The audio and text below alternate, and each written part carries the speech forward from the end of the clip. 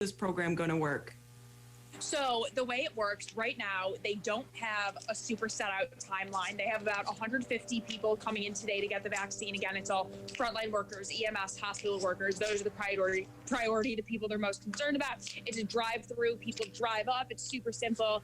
You just roll down your car window and they give the vaccine. They ask you a few questions. You do have to complete screening before to make sure that you're qualified for the vaccine. And then you come up, give the vaccine, and there is 2 doses of the vaccine. So before people even get this first one, they have to schedule an appointment for the second one. So the man I just talked to has it in about a month. In January, I believe he said his second dose of the vaccine is. Tomorrow they have about 300 people. So I believe you just make an appointment. They have to make sure you're eligible. And right now they don't have a timeline as to when specific general public people are going to be able to get it. It's just frontline workers right now. But as supply comes in, the county executive said we will be receiving more information on that. But the information we have right now is still very limited. Did you get a chance to speak with Dave Coulter at all? Yeah, so I did get a chance to speak with him real quickly just about the distribution, like I said, and unfortunately they didn't have many answers yet as to when that's going to be happening. Right now, all they know is that they're able to give it to these frontline workers, EMS, hospital workers, people who are most frequently exposed and at high risk, because we want those people to be able to continue serving safely.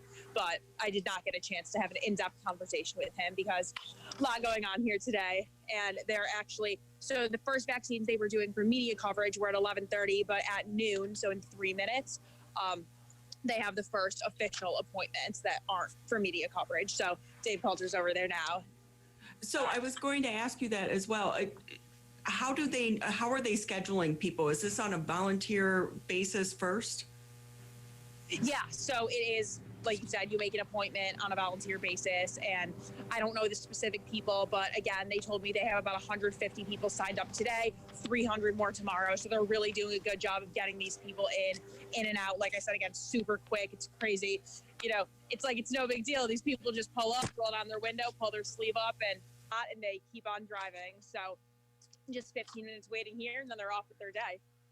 Yeah, I'm really surprised because all of the coverage that I've seen from other cities in other states, they've actually had them in a facility getting the vaccination. So, but this is going to be how Oakland County is going to do it from now on, right? It's basically a curbside vaccination. Yep, that's exactly what it is. It's drive-up vaccination, just like drive-up testing, but we're on to the next step now.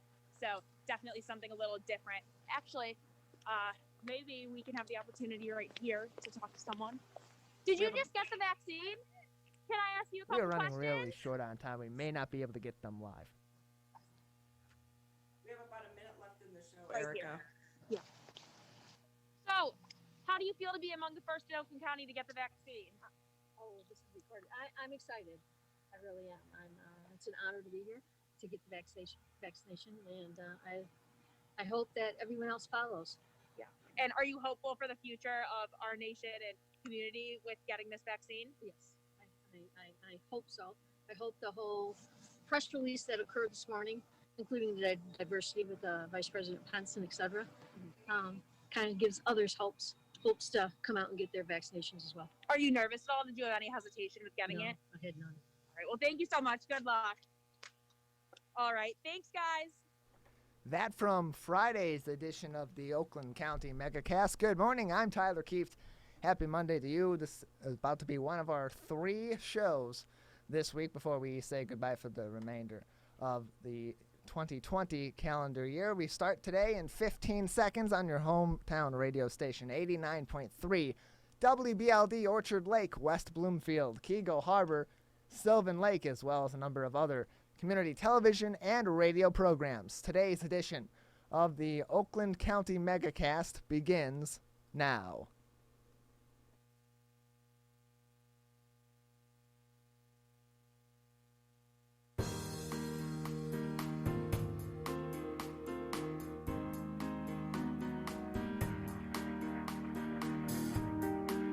Good Monday morning, I'm Tyler Kieft, and this is the Oakland County Megacast. You're watching us on Civic Center TV and Birmingham Area Municipal Access, and listening to us, of course, on our flagship station, 89.3 Lakes FM and lakesfm.com.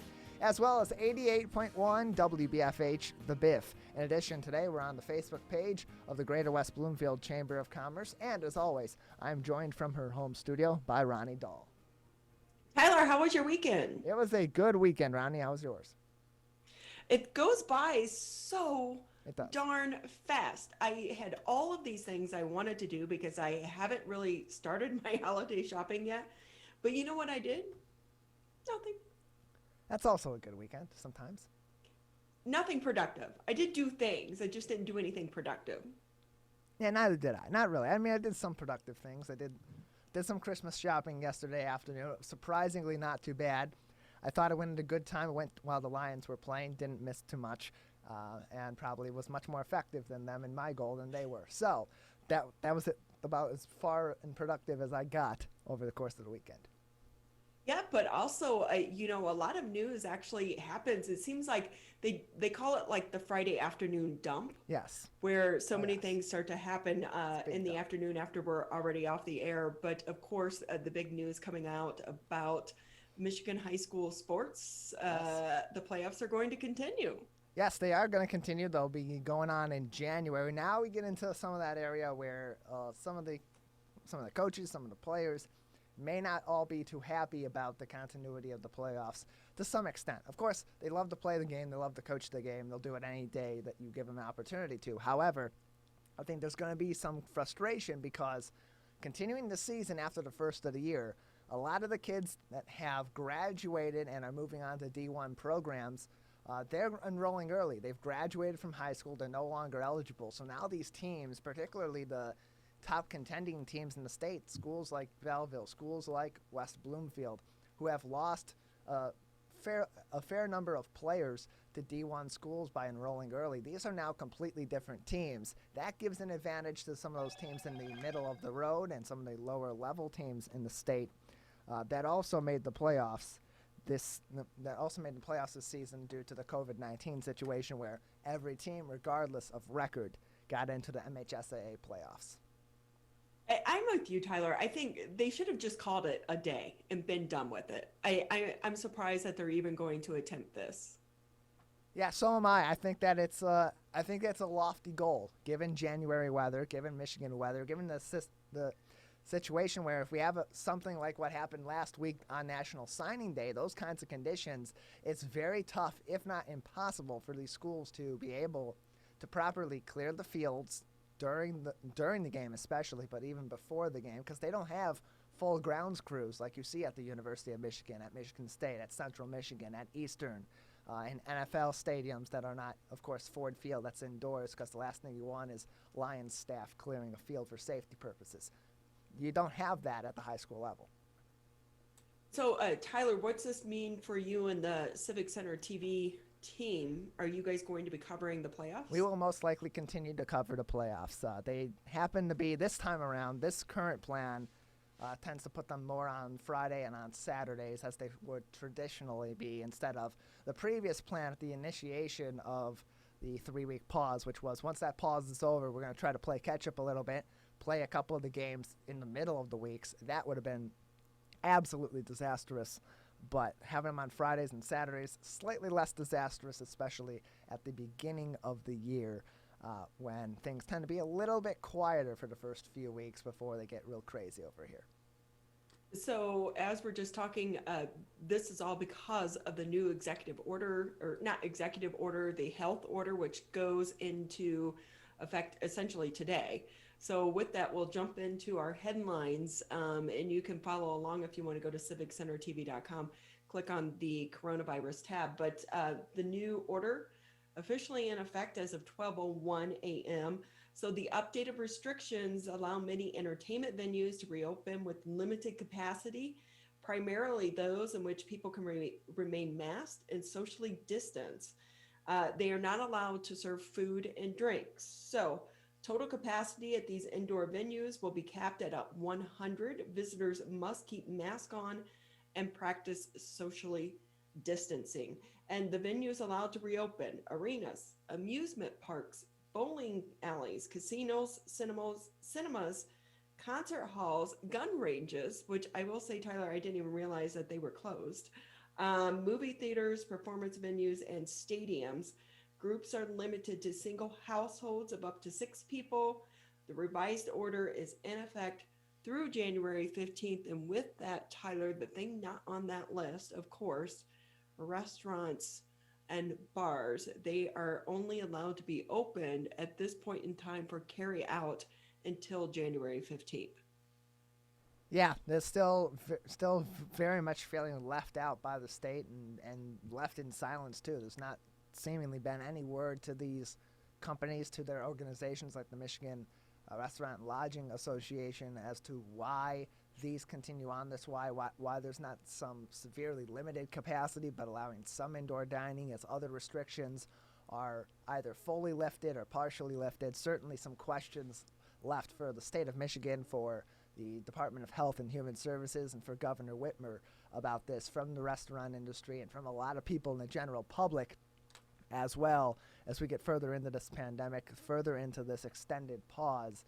And you see other situations like people going to bowling alleys where you typically have people that are eating and drinking while they're bowling and have their mask removed for several minutes while they're doing that, similar to what you see at a restaurant. While you have movie theaters that are open where people are eating popcorn or drinking drinks during movies and may have masks off for extended periods of time, especially in a dark room where it's tough to monitor that and tough to enforce that as well. So a lot of questions coming from these restaurants. I understand why this has continued on. It is a known exposure point for an extended period of time. Even if you are 6 feet away from other parties, you're still not 6 feet away from someone you're having dinner with or having lunch with or having breakfast with.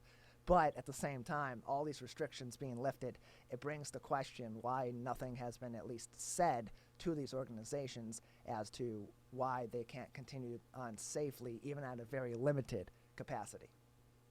Well, and with that, just to clarify though, these organizations or businesses that are being allowed to reopen cannot serve food or drink. So when you go to the movie theater, That's right. if you want to go see Wonder Woman, you cannot eat popcorn or drink a drink while you're in there. Okay. So not to say that people won't try to sneak it in. I'm sure people will, but however, they're not allowed to sell it, which it really is interesting because that's where so many of these venues make their money. So with that though, a little bit of good news. Obviously, breaking news this morning came out of DC that our lawmakers have come together on a $900 billion federal COVID-19 relief plan. So that is getting some movement out of DC, although it's pretty late for other people. But on top of that, the state elected leaders are also making some move in this area as well. So the Michigan Senate approved the $465 million supplemental spending bill. It's going to address millions of dollars in COVID-19 related needs throughout the state, including $220 million that is going to go toward unemployment benefits, to $22.5 million for testing of vulnerable populations, and more than $57 million for vaccination efforts, and more than $55 million in small business survival grants. But we know just from talking last week with some of these small business owners, these grants are so hard to get. At $55 million is not going to go very far. The allocations, which will head to the House for approval today, bring the legislators' COVID-related appropriations to about $4 billion here in the state of Michigan alone. Allocation is less than the money that the governor was asking for, but however, this is a compromise. We've been talking about our elected leaders get together, do something, and make something happen, because families and businesses are suffering while you try to negotiate behind the scenes to get this deal done. It looks like they now have this done. It should go to the governor today as well, hopefully for signatures. So on the federal side as well as the state side, Tyler, there is some relief on the way, although it's too late for some people. Yeah, way too late for some people, and it's good to see that there's been some progress being made and that some form of compromise is finally being made in Washington, D.C. and in Lansing and in other capitals throughout the country to give some relief to the general population, to these small businesses that have been suffering throughout this pandemic and have not gotten relief in several months since really the very beginning of this pandemic. But like you said, those small business loans are going to be extremely competitive. You're going to have businesses that maybe aren't necessarily actually small businesses, but can make an argument that they are, that are going to be taking up a lot of those with resources that they have that other small businesses may not have, to put full commitment of time and energy and expertise into applying for and getting and seeking those loans. On the federal level, the stimulus check for the general population, while it is somewhat significant coming in because it is a stimulus, it is good that something is happening. For a lot of people, that's insignificant, and it isn't going to nearly help them with their needs right now to keep a roof over their head, to feed their families, to provide their children what they need. So great to see a lot of this relief, but there's probably got to be some more that needs to happen down the line, as this pandemic is still far from over. So still a lot to try to iron out as we continue to navigate this pandemic. Our next story, Tyler, I threw in just because it's a topic we really haven't covered at all here on the Oakland County Megacast, but it does bring up an important discussion, and that's Michigan's 7 Catholic bishops said COVID-19 vaccines by Pfizer and Moderna are morally permissible, but raised concerns about AstraZeneca's vaccine using a cell line that originated from tissue of an aborted fetus. Catholic bishops issued a statement on what they called the morality of the COVID-19 vaccines. And they said it's morally permissible to receive the vaccines developed by Pfizer and Moderna, but the vaccine developed by AstraZeneca is more morally problematic. And this vaccine may be received only if there are no other alternatives. If one does not have a choice of a vaccine and a delay in immunization may bring about serious consequences for one's health and the health of others, it would be permissible to accept the vaccine. It's one conversation that we really haven't dug into here on the Oakland County Megacast, is what some religious entities believe about this vaccine and the development of it, and how it's going to impact some people maybe not wanting to get it. Yeah, and that's the case with a lot of vaccines and a lot of medications, where people have objections for religious reasons for one medication versus the other. In some cases, it's one medication for a certain disease or certain ailment versus another, and there is some option out there for treatment. In this case with vaccines, that could be an issue going forward, where people do morally object to the making of some of these vaccines versus the other. But luckily for us, there are so many that are in the process of being made, and already 2 that have been approved, certainly more to come down the line, that hopefully there will be one that some of these people in religious positions will approve as being morally acceptable, so that their followers can be vaccinated against COVID-19. Yeah, and with that, we should remind people Moderna's vaccination has already hit, the shipping system, and so we could be seeing some of those vaccines be administered as early as today and throughout the end of the week as well. So there is hope on the horizon when it comes to this pandemic. So that's the good thing about all of this. With that, just a reminder, if you want to check out the day's headlines, go to civiccentertv.com, click on the coronavirus tab. That's where you'll find the day's headlines. But also along with that, if you check out the top of the page, we put direct links to some of the resources that you may want to directly read about some of their findings for yourself. And that includes like the CDC, the state of Michigan, as well as Oakland County, and our local municipalities as well, because this information continues to change daily 9 months into this pandemic. But hope is on the horizon. We are coming to the end, Tyler, and 2020 is coming to the end as well. So with that, the Oakland County Megacast too, just to let people know, we only have a couple shows left, and then we will be taking a holiday hiatus. So with that though, we'll be on the air this week until Wednesday, but then we'll be off until after the first of the year. But in the meantime, we have a lot to get to, and those 3 days. So we're going to take a quick break here on the Oakland County Megacast. And when we come back, we will be joined with some of the organizers involved with the United We Walk. How is that changing in 2021? This is the Oakland County Megacast. As rivals, we don't always see eye to eye. Like who scored the best recruits? Who's gonna be who? And whether we wear green or blue. But one thing we can all agree on, to help stop the spread of COVID-19, wear a mask. Wear a mask. Wear a mask. wear a mask.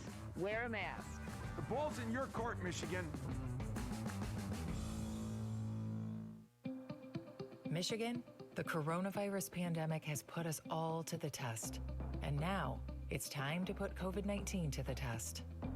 As we move forward, testing will be critical. We encourage anyone who has reason to get tested to do so, those with symptoms and those without. If you are leaving home and going back to work, get tested. If you think you may have COVID-19 or you've been exposed recently through family, friends, or coworkers, get tested. Our test locator tool can help you find the right testing site that fits your needs. Even if you're looking for easy access with no cost, no prescription, and no appointment necessary, we've got you covered. Help Michigan move forward, not backward. To find a testing site or learn more, visit michigan.gov/coronavirus-test. A message from the Michigan Department of Health and Human Services.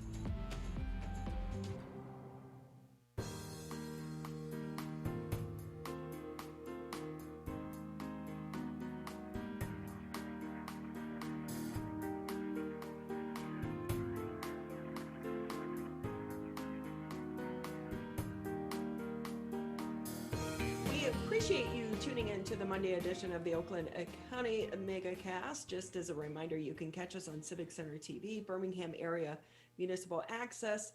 If you have cable, thank you, because a portion of your feed does go to help support programming such as this. If you have Comcast, tune us in to channel 15, channel 99 on AT&T. If you're out driving around, you can also tune us into the radio 89.3 Lakes FM, 88.1 FM, the BEF. The goal of this show actually grew out of the pandemic 9 months ago, and our purpose of this is to highlight and to inform you of everything that continues to change during this pandemic. I'm sure Tyler and Dave thought way back in March when they started this, it was going to be maybe a couple weeks, then a couple months.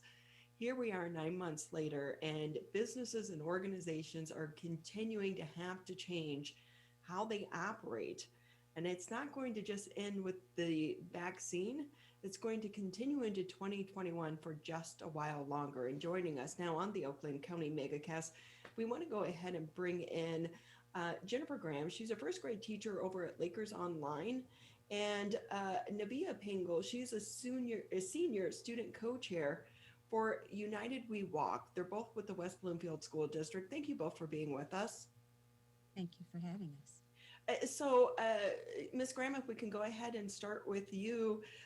United We Walk, it's a big part of our community, but for those that maybe don't know what it is, do you want to fill us in? Absolutely.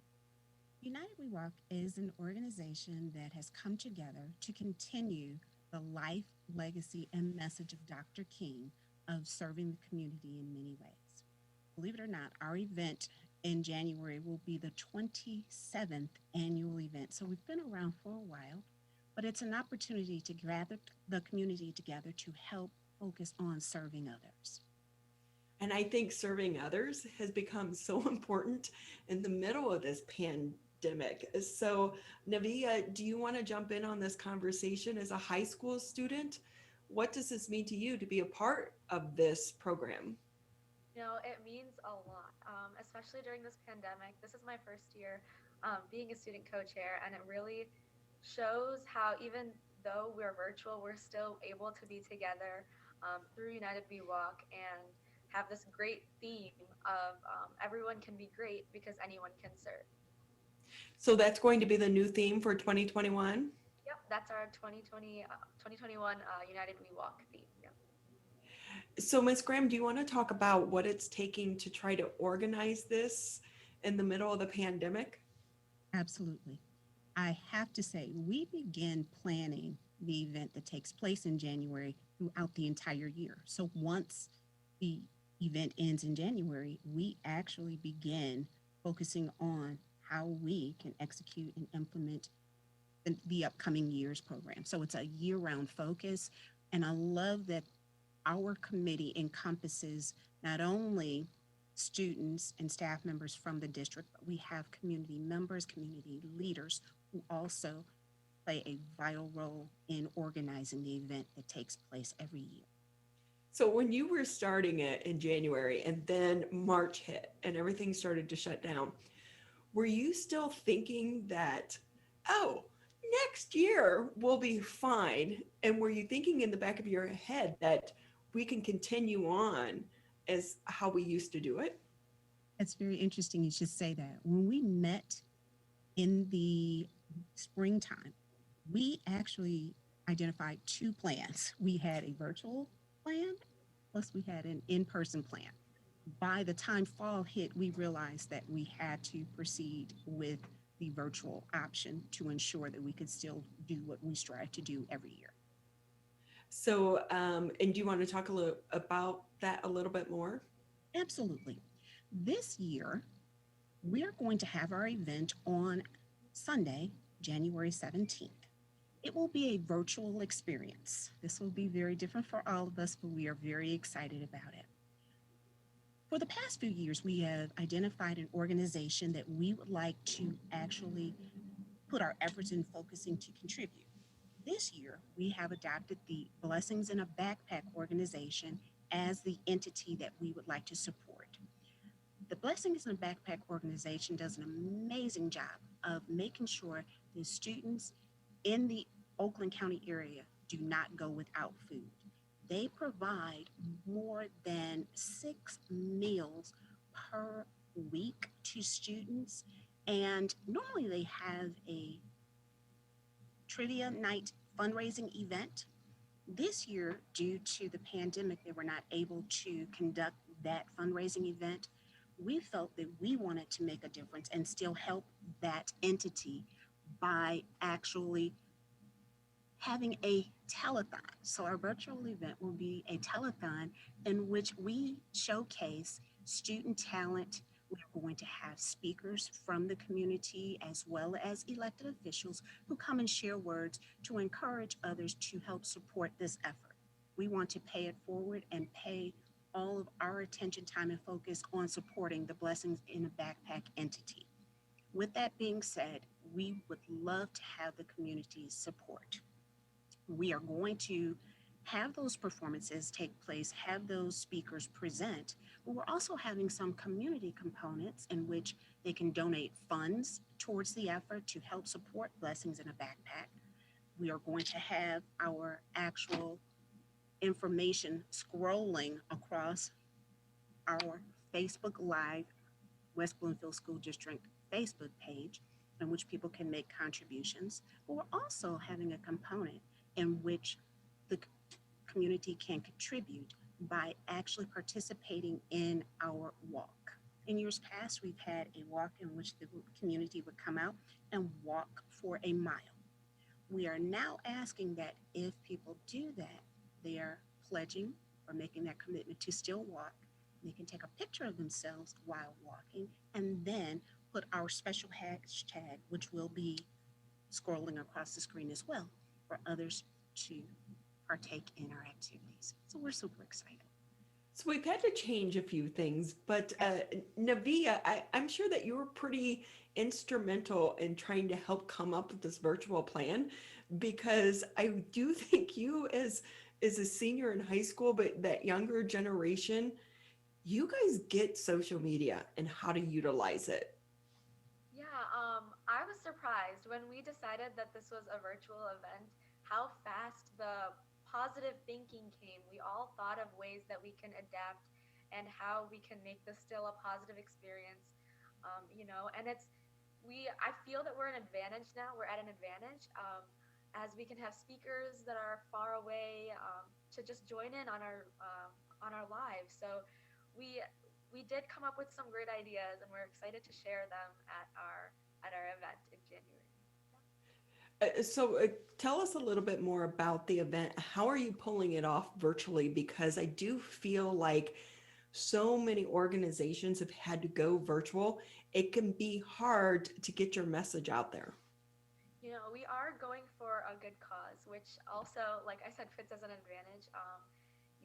Everyone wants to help, which is the great thing about our West Bloomfield community and other communities that neighbor us. So that is our main message here, to donate to Blessings in a Backpack and focus on that. So while also showcasing our community's talents. So that is also what we're surrounding our whole event around, trying to find ways to make all the facets of our community represented. So with that, when you talk about the community's talents, what were some of the things that you were surprised to learn about? Yeah, I did not know that we have this many talented people in our community, honestly. The want to help and want to help us, and they're willing to come out and do this for us, like dancing, poetry. These kind of things are not easy to do in front of people, but they want to do it for the great cause. So that's the good thing about West Bloomfield. We're always willing to help. Yeah. Well, and do you think in a way it's made it easier for those people that may be stage fright shy, that being virtual kind of gives them that ease that they're able to perform, and maybe whereas before they wouldn't? Definitely. So that's why I always say everything is for a reason. Everything happens for a reason. Even though it's sad that we are virtual, it gives these people a chance to come out into the spotlight for once and do what they love and share it with their community. Miss Graham, if we can bring you back into the conversation, do you want to talk a little bit about the fundraising and some of the challenges of trying to fundraise during the middle of a pandemic? Yes, we had to be creative in how we would go about doing this activity, and we wanted to make it as inclusive as possible. Identifying a way in which the community could donate towards the Blessings in a Backpack was one we actually discussed thoroughly. And after deciding we can still have the community contribute by donating specifically to a link that will be identified the day of the event, we thought would be the best way to contribute in terms of donations. But we also were excited about having that social media component with the community participating by walking. We've grown accustomed to walking throughout this event, and we still wanted everyone to realize that they still could be a part of the event by walking and sharing their pictures, posting them online. So we're super excited. So when we talk about social media, there are so many different platforms out there, and it's about trying to get your target audience. Facebook targets a different audience than Instagram. Instagram is different than Snapchat, which is different than TikTok. How are you guys trying to figure out and navigate which platform is the best, or are you utilizing all of them? Through our district's website and their Facebook page, we're able to utilize the Facebook Live form the best, keeping in mind that people will have the opportunity to view the broadcast again at another time. We felt that would be the best method. Before we let you both go, because this is such a great event and it does bring so many people together, and everyone loves it because, it's in the middle of winter and it kind of forces you to get outdoors and still enjoy celebrating such an important person in our history, but also bringing us outdoors in the middle of the winter time where we can get cabin fever. So with that being virtual, do you think more people will participate, or are you expecting fewer? We're anticipating having greater response because people can participate from the comfort of their home if they'd like, in addition to those who choose to go out and walk. We have the option and flexibility of having all of the community participate at a level that is comfortable for them. So walking on a treadmill counts as well. Absolutely. Quickly before we let you go, Navya, do you want to, could you just share with us a little bit about what you, celebrating this day, what it means for you as being someone from the younger generation and not really, you weren't alive when Dr. Martin Luther King was alive. So what does this mean for you and some of the students and your friends of your age group? Yeah, so I think it is all about continuing his legacy. And as the next generation, I think that's really important that not only us, but the generations that come after us are aware of what he did and how amazing his work was. So I think this event really shows not only to continue, but to greater his message. So that's And with that though, you're so young, and you and your fellow students, you guys have struggled so much during this pandemic. Nothing has been normal for you. You've lost out on so many experiences. How do you stay positive during this to the degree that you want to serve others? You know, being around people who want to do the same makes a big difference. Knowing that there's other people like yourself who wants to do good in the world, and just being inspired by them, by your peers and by your elders, it really keeps us going. Well, it's a great event. We look forward to it every year in the community, but virtual could be the way to go because actually you can walk on your treadmill in your, lounge wear and be perfectly okay. Absolutely. So Ms. Graham, quickly give us a rundown again. When is it and how can people log on? Right. The event will take place on Sunday, January 17th.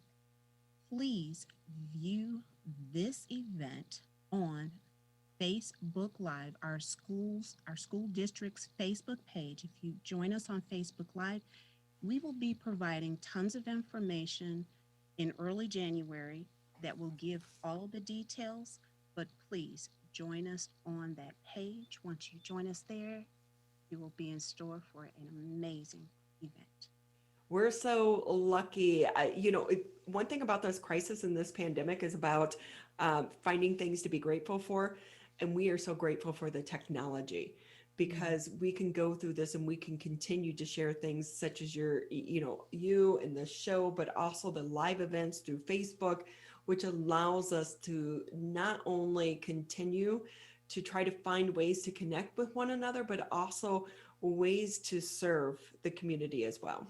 Absolutely. Absolutely. Well, we thank the both of you for being with us here on the Oakland County Megacast. Thank you for having me. Again, the United We Walk event going virtual this year. It is not going away. So check out the West Bloomfield School District's Facebook page for more information. Thank you again to the both of you and happy holidays. Thank you. Thank you. Thank you. We're going to take a quick break here on the Oakland County Megacast. And when we come back, we will be joined with Chief Patton of the West Bloomfield Police Department. This is the Oakland County Megacast. Michigan, we still need to stay careful because we don't want to go backwards, back to where we started. So keep standing 6 feet apart, keep wearing a mask in public, and if you have symptoms, talk to a healthcare provider about getting tested. To move forward, let's all do our part. So stay careful. Michigan.gov/coronavirus.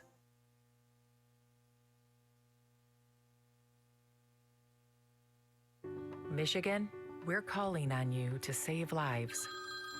Don't ignore it. Don't let it go to voicemail. It's urgent. In fact, it's critical. Because if you've been in close contact with someone who tests positive for COVID-19, you may have been exposed to the virus. And you could get a call from My COVID Help or your local health department. So please answer the call to learn how to protect yourself, your family, and friends. We're calling on you to stop the spread of COVID-19, to make it safe to reopen businesses and help Michigan move forward. So if you get a call from My COVID Help or your local health department, you may have been exposed to someone with COVID-19. To protect us all, answer the call. Learn more at michigan.gov/containcovid. A message from the Michigan Department of Health and Human Services.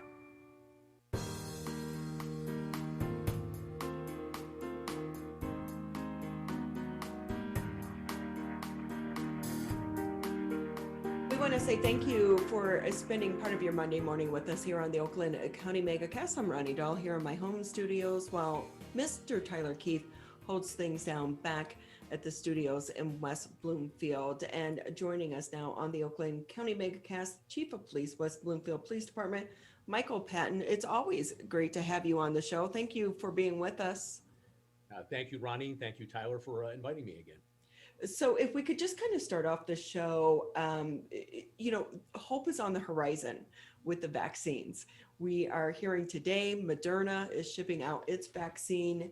More and more people are going to be vaccinated, and we're hoping we are on the tail end of this vicious virus. However, it's taken so many of the good people that we know and that have touched our lives, and that includes the people there in law enforcement. And I know that you've been touched by some of these deaths as well.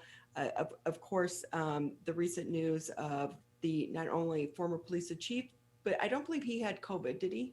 No, not that I'm aware of. Our previous chief, previous to my appointment, I was appointed chief in the fall of 2010. And for the 19 years prior to that, Chief of Police Ron Cronin served the community. And he just recently passed away at age 77. And I'm unaware that it was any COVID-related death, but it was a regrettable passing, and he served this community for many, many years. And then, of course, the Wayne County Sheriff Benny Napoleon passed away as well. And I think the one thing both of these deaths do is they highlight the service and the sacrifice that so many people in law enforcement give to their communities in order to serve their communities. Yes, I'm very sad with the passing of Sheriff Benny Napoleon, long-term public safety official, and served the greater Detroit metropolitan area for many other capacities over the years. I had the fortune of casually knowing him back in the late 1970s when we both attended Mercy College of Detroit. I believe at the time he was just a patrol officer with the Detroit Police Department back then, maybe making the rank of sergeant. I remember people talking about in the classes that we had together. So known him for many, many years. And again, he was only 65 years old. And we always think many, many older people have passed away, many years older than that from COVID-19. And it's a cautionary tale to understand that someone who's probably, as the sheriff was, above average health can still pass away from this horrible disease. Both men leave such a great legacy and a commitment and a dedication to their communities. But when they got into law enforcement, it was a different world back then.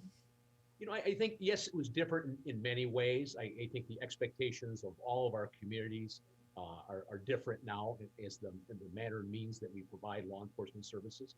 But how our most agencies interact with their communities, it's the same. Crime remarkably remains, unchanged. There's always property crimes and crimes of violence, and that is all the same. It's how we investigate those and how we really participate in the communities as a community partner, I think, has been the greatest change over all these decades.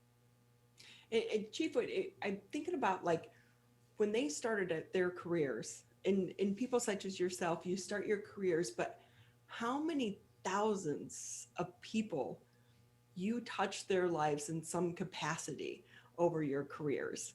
And that in itself is just, it's beyond a service.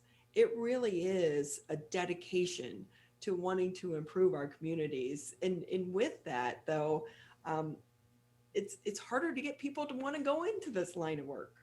We've talked about that before, Ronnie, that's all very true. Recruiting and retention of law enforcement officers right now is increasingly difficult.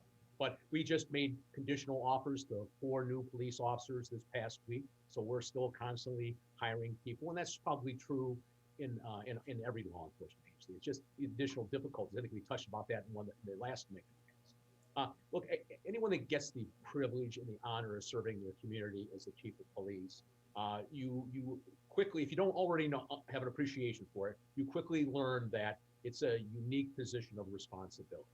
And you're ahead of we're the most public and visible aspect of local government that there is. And that you see us every day driving around in very visible patrol cars. Although many people don't have on a regular basis contact with law enforcement. Now, you mentioned something earlier about, someone taking something off your front porch recently. It's like, well, did you make a law enforcement report with that? Those are still very infrequent contacts, and yet we're still the most visible component of government. With that though, do you want to talk about probably more so with Chief Cronin is just how people that come before you, how they shape and they impact your career of those that are underneath them? Well, again, the role of police chief is a multifaceted organization, but you're the head of the organization. As I've always explained or commented on this before, I'm not the one doing the work. I was a patrol officer, sergeant, patrol lieutenant for many years before I was appointed chief of police. And I always likened the role of the chief of police as the conductor of a great orchestra. The conductor is the one playing the instruments, but we're making minor course changes over here, a little more woodwinds over here, a little more string over here, a little more horns over here, a little more percussion over here. But we're not the ones doing the work on a daily basis. You have to rely upon the great team of men and women that you have to go out there and really be the face of the department out there in the public on a daily basis, on a call by call basis. And that's very important. Yes, the chief of police makes policy decisions. We're the ones that make the decisions on who gets hired here and whether or not they keep their jobs here sometimes. But really it's the great men and women of the police department. And it's not just the officers, it's the dispatchers and the records clerks and the police service aides. We couldn't drive a car. We didn't have great mechanics and great cleaning and maintenance people. So it's a great team of men and women here that help provide all these great services for the public. Well, Chief, I think sometimes they at least have the easier job because they know their mission. You have to navigate the politics, and no one wants that. But that aside, you have a great team over there at the West Bloomfield Police Department. But we're going into the winter months and we're in the holiday season. Porch pirates are everywhere. What can people do to try to eliminate it? Because like my one friend, by the time the dog barked, she went to the front door, they were up and gone with the package. It's like they're following the delivery trucks and stealing them within seconds. All those things are certainly possible. Look, there's a number of ways you could probably attempt to minimize it. I'm not sure if we can ever totally eliminate it.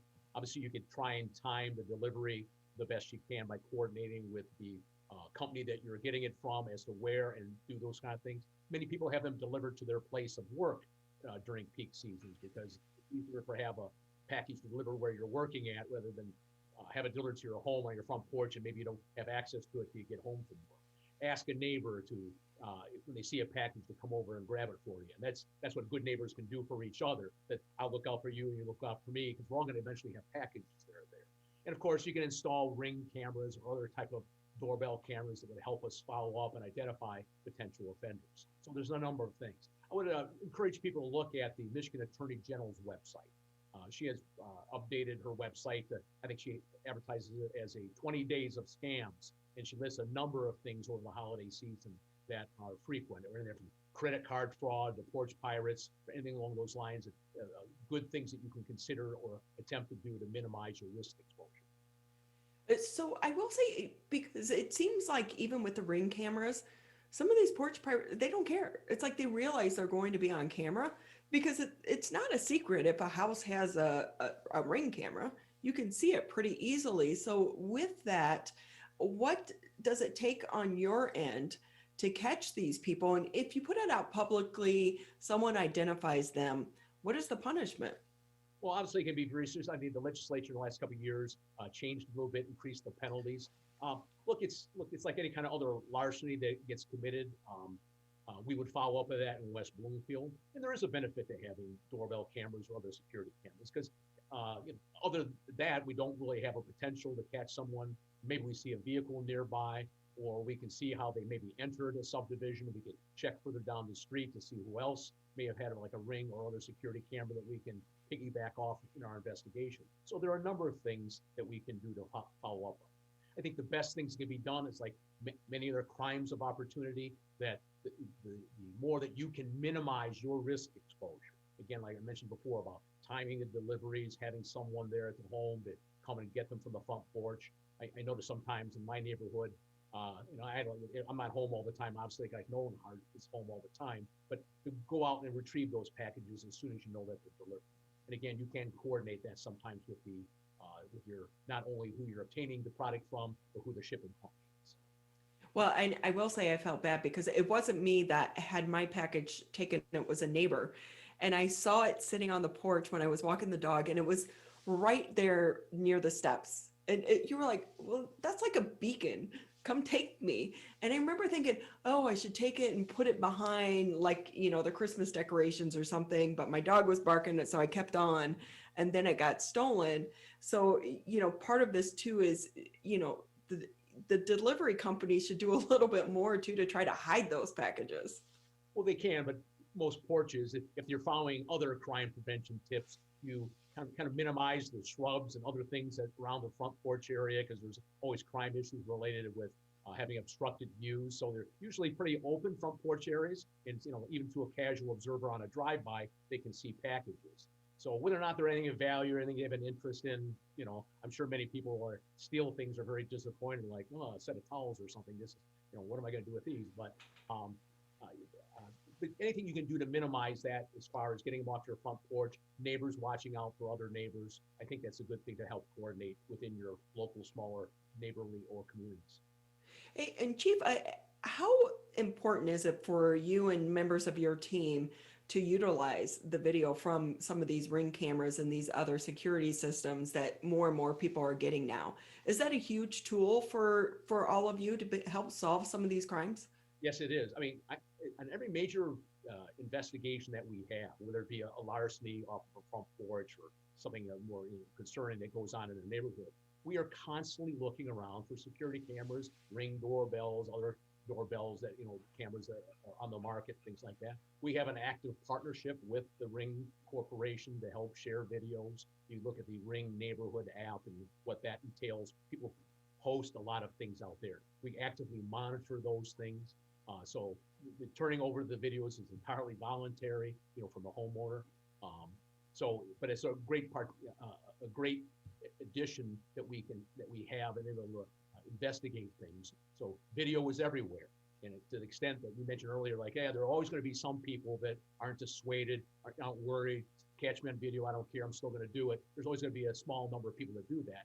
But the widespread use of security cameras and Ring doorbells or similar cameras technology really probably does have an impact on minimizing crimes, particularly simple property crimes like associated with people stealing off of front porches. Well, I mean, it even changed the, reporting. That's the first thing you do when you're a reporter now, is just like the police. You're like, who has a camera? Can I get the video from them? Which, sometimes the police don't like it if the reporters can get it first. But with that, though, do you want to talk a little bit more about the holidays? We're expecting a little bit of snow today, but what is it, Chief, about everyone forgetting how to drive in the snow? Come on. We live in Michigan, but we forget. Look, it's like any other perishable skill. Driving in the snow or inclement weather is a perishable skill. It takes a little bit to get used to it. Again, we're so used to it. Again, in West Bloomfield and, under the leadership of our township board, they've really partnered well in the last few years with the Road Commission of Oakland County, and our roads are in very, very good shape in the township. Well, as soon as you get great roads, you get people driving incrementally a little bit faster, not only just in subdivisions, but also in the main roads. And so that presents a problem for us. And of course, we're out there enforcing traffic laws, when we can. But driving in the snow is obviously, a thing. Of course, we've already had a little bit of snow so far, not tremendous snowfall, but an inch or two here or there. And we're going to have some more on the horizon. We're entering the major winter season. So be careful, slow down, consider what you're doing. It takes more time to get where you're going, allow yourself more time, and all the traditional kind of tips or recommendations that we provide. We say it every single year, but people either don't follow it or they just become so relaxed, especially if you have an SUV. Well, I think there's a complacency involved, because you think you have all-wheel drive or an SUV, like you mentioned, that somehow they're like tank treads going through the snow. They're not. it gives you probably some control advantage in some situations as compared to others, but it's not that great. So it's one of those things that it gives you an advantage, but you still have to be mindful of your speed, how close you follow other vehicles. Again, allowing yourself more time. So all those things are factors, and be patient, because there are obviously some people that are really good at driving in the snow, and there's other people that are a little more pensive about it and a little more apprehensive about it, and they will drive even more slowly, and that sometimes that makes other drivers impatient. But patience is always a virtue when you're driving, particularly in the winter months. And I think some people don't realize that if they slide off the side of the road, they could actually get a ticket because they're driving too fast for conditions. They really can. Look, that's one of the things that we'll check boxes on the UD10 crash reports, or something that we would cite someone for if they are at fault in a traffic crash. I mean, we understand when road conditions are the like that. It's hard, no one, even you see the police cars driving off the road conditions are so bad. That's sort of a different scenario. It's like those road conditions are so bad that even despite the best efforts of local communities or the road commission of Oakland County, they can't really keep up with the tremendous snowfall or icy rain or something like that on the road. So they're really hardworking. You see those road crews out there during the winter, and they are truly working very hard and to keep our roads as passable and as safe as possible. But it's incumbent upon all of us as individual drivers to slow down, to create greater distance, to allow ourselves more time in order that we don't drive off the road or have a crash with somebody. So yes, welcome to winter in Michigan. Right. It arrives every year, whether we want it to or not. With that, Chief, though, if we could talk a little bit about the vaccine. Oakland County got its first round of doses this past week. What are the plans there at the West Bloomfield Police Department? Will some of your officers be getting them? And if so, when? Yes, I think you look at the county website or the releases they have put out so far, you see the hierarchy of who's going to get it first. And they put some fairly decent thought into this. Eventually, a little bit lower down in one of the tiers is going to be your public safety officials, both police and fire. So we're not the first in line here, but we'll be a little further down the line. But I anticipate that's around the corner. So when we get further details from the county, we'll probably encourage all of our officers to go up there and to get a vaccine. I know at the Oakland County Chiefs recently, there was some discussion about the potential of possibly having all the chiefs of police in Oakland County participate in a group vaccination project, just to encourage people that the vaccination is very important in as far as if and when we get out of this global pandemic, and we attempt to restore a kind of normalcy to our lives here, both locally and across the nation. Oh gosh, we will all want that so much. But with that, what are the conversations there at the West Bloomfield Police Department? Is it going to be people who want to do it on a volunteer basis first, or will this be mandated on some level? Well, there's always a question about whether an employer can mandate it. And again, I would probably leave that to our elected officials and our legal representatives to make that determination. But for right now, we would, our position is that we would encourage, all of our members that as soon as possible that the vaccine is available to them, given their classification of employee, that they get vaccinated. I mean, obviously, we have not been immune. I think we may have been fortunate, but we've not been immune. I think we've had 7 people within our work group here over the last several months test positive. And again, we have many more people. I think almost on a daily basis, I do a review of an employee that is potentially exhibiting symptoms related to the COVID-19 virus. And again, most of them are going to be fine. They go out and get tested. They test negative, but almost on a daily basis, we're doing that for some employees. And again, some of our work groups are potentially more vulnerable, just given the technical nature of what they do, or how few of them they're actually in the organization. Let's say like our dispatchers, the men and women that answer our 911 calls for service. Not anyone, they just can't put any employee in there to work that. They're very the technical nature of their job is unique. And so if I was to have a mass outbreak or infection rate in there, that would be very problematic as far as providing services here. Number of officers that are often given time that that is not as significant, even though we're always concerned that their illness doesn't progress to something that more serious or that cause, a serious ongoing concern for something as overly tragic as the Sheriff Napoleon experienced. It's got to be so troubling to think, like, what happens if this group gets it? How do we then fill those spots, and that constant shuffle? But you're lucky enough to be in a large enough police department that you do have enough personnel to kind of shift people around to address those issues. And with that, though, do you think this vaccine means the end is near? Well, I like to think it's one of the aspects that will get us back to, look, at some point in time, when your crystal ball, Ronnie and Tyler, are as good as anyone else's, but at some point in time, this will all be in the rearview mirror. Now, when that is, or what other steps have to be taken to do that, I don't know. People always, I find it a little bit amazing, not amazing, but historically based, where people sometimes say, we've never seen anything like this within our lifetime. It's like, well, I'm a little bit older, and I can remember maybe 1 year prior to me, but this is probably about the third pandemic that's been in the United States. There were other pandemics, I believe, in 1957 and 68, and they were significant. And again, things are different now. How we respond to things are different now, but it's not totally new. And again, it will probably come up again within our lifetimes, that there'll be a significant virus, a novel coronavirus that could be circulating eventually the planet. And then we'll have to consider what we've done in the past and what worked and what didn't work. I actually think that's a very important conversation. Obviously, there's so much political discussion involving all this topic, but I think it is critically important that when we review, after the fact action reports, that what really did work and what really didn't work, because this is likely to come up again. We hope it doesn't come up for many, many, many years, even decades, but it's likely still to come up again. And I think a historical basis and being honest with ourselves and our communities about what did work and what didn't work will help us in the future.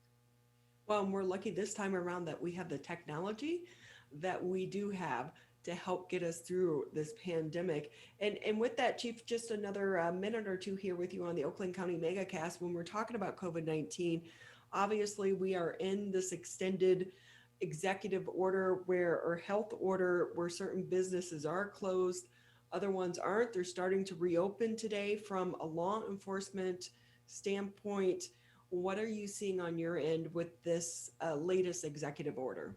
Well, we respond to all complaints. I mean, there's always a consideration about whether someone should be criminally charged, but we respond to all complaints, and we forward all complaints to the Oakland County Health Division for their potential follow-up. And a number of our businesses would tell you that eventually they do get contacts from either warnings or potential violations from the health department officials. So look, I just encourage people to do all the right things. I think everyone is sympathetic towards the demands and the stresses and the potential losses that many businesses and other operations. You had Jennifer Graham on earlier from talking about the United We Walk event. Like, everybody has made accommodations at both their workplaces, their homes, and families in this past year. And that's still going to continue on for hopefully a short period of time. But it's important for people to participate in that process of obeying the rules that are promulgated, because we're still in the area of trying to mitigate the continued community spread of this virus. And that's important for all of us as individuals, in our workplaces, and anytime we're out in the broader community, to be as much of our participant in mitigating that future community spread. I will say I'm in the West Bloomfield area as well. Every single time I go out, very rarely do I see someone not playing along and wearing a mask. The main thing you see is it falls under their nose. But for the most part, I don't see a lot of violations when I'm out just in general in the public. So I think 9 months into this, we get it. Everyone just wants it to be over as well. With that, Chief, anything we didn't ask that you want to touch on before we let you go? No, but I would like to piggyback on your prior guest again, Jennifer Graham and I, We Walk event. I was very fortunate for 3 years to serve as one of the adult community chair people for that event. And I could angle my camera up for just real quick behind my board there. You can see the last 10 years of the pins that they've had there on my bulletin board that I still probably keep in the office here, because we've always been a a participant in that event over the past years. And again, supporting Blessings in a Backpack is a great community thing. We did, you notice any of the West Bloomfield police officers, many of them have been growing beards for this past November and December. And one of the charities that we have donated the fundraising we did from our beard growing event for the last 2 months is to Blessings in a Backpack. And I think people have to realize that even in most people would think would be a relatively affluent community like West Bloomfield, there are still families and individual students that do not get the nutrition that they need, the food that they need on a regular basis. And so it's important to support institutions and groups like Blessings in a Backpack. And we're very fortunate again to want to help and participate in this year's United We Walk in that too. Well, hopefully we will be able to have you all back in January to talk a little bit more, because just as a reminder for people as it gets closer to think of those here in our community and serve those in our community as well. Because like you were saying, a lot of people don't understand that it's happening right here in our backyard. And I think sometimes when you do come from West Bloomfield and other neighborhoods and communities such as ours, people are more reluctant to ask for help. And it's okay to do so at this time. So we're great to have you and your team support such a great cause. Thank you, Lonnie. Thank you. Well, you have a happy holidays, and please extend our wishes for a happy holiday to your entire team as well. And thank you for you and Lonnie and the rest of the team at the Civic Center TV and Radio for all the work and support the things you do in the greater West Bloomfield community. So thank you. Happy New Year. You too. Thank you. We're going to take a quick break here on the Oakland County Megacast. When we come back, a lot to get to in the second hour of the show, including the president and CEO for Lighthouse will be joining us at the top of the 11 o'clock hour. This is the Oakland County Megacast. Hi, I'm Dr. Jonay Khaldun. I'm the Chief Medical Executive for the Michigan Department of Health and Human Services. The people who are at highest risk of getting severely ill from COVID-19 are the elderly and those with chronic medical conditions. That includes people with heart disease, diabetes, COPD, or those who have compromised immune systems. People who are in those categories should right now be staying at home as much as possible and not going out if it is not essential. If you fit into one of those categories, those are the things you should do. And if you have a family member who fits into one of those categories, you should be checking in on them and making sure they are following those guidelines. There's something everyone can do to protect the community from COVID-19. This may seem uncomfortable, but so is being hooked to an IV, sleeping in a hospital bed, and fighting for your life. When it comes to COVID-19, comfort is not as important as saving lives. Wearing a mask can greatly reduce the chance of spreading the virus. So mask up, Michigan, every time you leave home.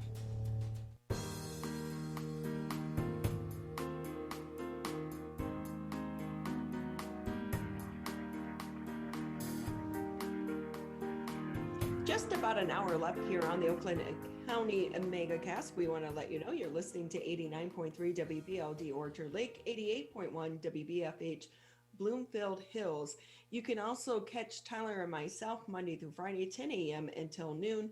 Just tune into Civic Center TV, Birmingham Area Municipal Access, Channel 15 if you have Comcast, Channel 99 on AT&T, or you can tune us into the radio, 89.3 Lakes FM, 88.1 FM The Biff. We also want to say thank you to the West Bloomfield Chamber of Commerce for allowing us to live stream today's edition of the Oakland County Megacast on their Facebook page of the day. With us now to kick off the second hour, it's estimated 20,000 Oakland County residents are rent burdened, but there is an organization helping some of them to address the issue, and that and so many other issues as well. Joining us now on the Oakland County Megacast, Ryan Hertz. He's the president and CEO for Lighthouse in Pontiac, Michigan. Thank you so much for being with us. My pleasure, Ronnie. Thanks for having me. If we can start off with some good news, please. And can you talk a little bit about Coolidge Place housing that just is kicking off? I love this project. Yeah, I think a lot of folks don't think about these sorts of initiatives when they think about Lighthouse, because most of our more, I guess, public-facing activities are around emergency response, food and shelter, and a lot of the issues that Chief Patton was talking about in your last interview. But for many years, both Lighthouse Oakland County and South Oakland Shelter, two organizations that actually just merged in 2019, have been focused on addressing systemic barriers to ending poverty, right? So how do we help the households that access our emergency shelter, access emergency food through us? How do we help ensure that we have a community where people from all economic backgrounds can find stability, can access employment, can access education, and can afford a roof over their head? So, the statistic you mentioned, 20,000 low-income households in our county that are paying more than a third of their gross income on rent is a big problem. These are households that are pretty precariously situated day to day, and some percentage will face a crisis and end up needing to access emergency services in any given year. The Coolidge Place development was our effort to start working on the environmental barriers to ending poverty by adding affordable, high-quality rental units in a community of opportunity. So we have this particular development has 64 affordable units, 1, 2, and 3 bedrooms, including a community center on site in Oak Park with close proximity to employment opportunities. In a terrific neighborhood. So we're really proud of this development. It's been many years in the making, and some of our first families moved in this month, and we're hoping to lease up by the end of the month. So it's really exciting for the folks who've been working on this for a long time. Yeah, so Ryan, I'm thinking, what was that like to see this actually be completed and have those first families move in the middle of a pandemic when the need is so great right now as well? What an accomplishment. Well, for me personally, it was pretty surreal. I'm a social worker by education, and almost all of my career since grad school has been in homeless services, but mostly on the emergency shelter side. So my first job was running a shelter in Pontiac, and then from there to South Oakland Shelter.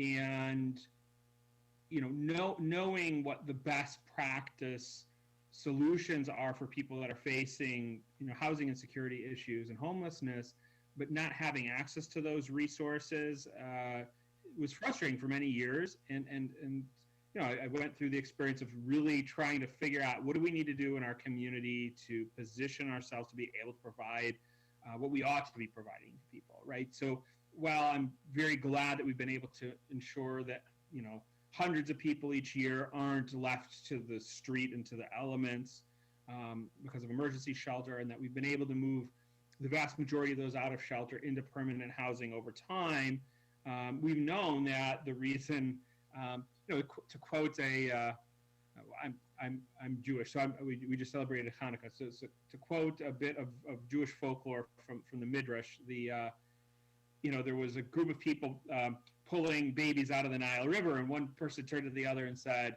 shouldn't one of us go upriver and figure out who's throwing all these babies in the river, right? So, from that perspective, providing emergency services, you get frustrated recognizing that we shouldn't need these emergency services, really. And so for me to see families moving in, not just moving out of our shelter into some kind of housing solution, moving into a housing solution that provides a sense of a path forward, opportunity to achieve the dreams of these families, it was really meaningful.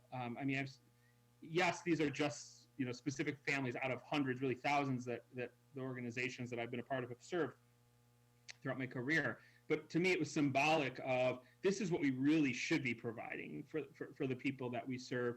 And it's time consuming, it's expensive. We have a lot of work to do to be able to do that at the scale necessary. But this was a really meaningful first step. And for these 64 households, it's going to be life-changing. And not just for the households, but it really is generational change as well. But what comes after this? How do you keep them secure enough to be able to continue the housing, but also the job services as well? Sure. So I think what's important for folks to understand in that regard is that people are resilient, right? If you equip people with the tools for success, most people succeed on their own.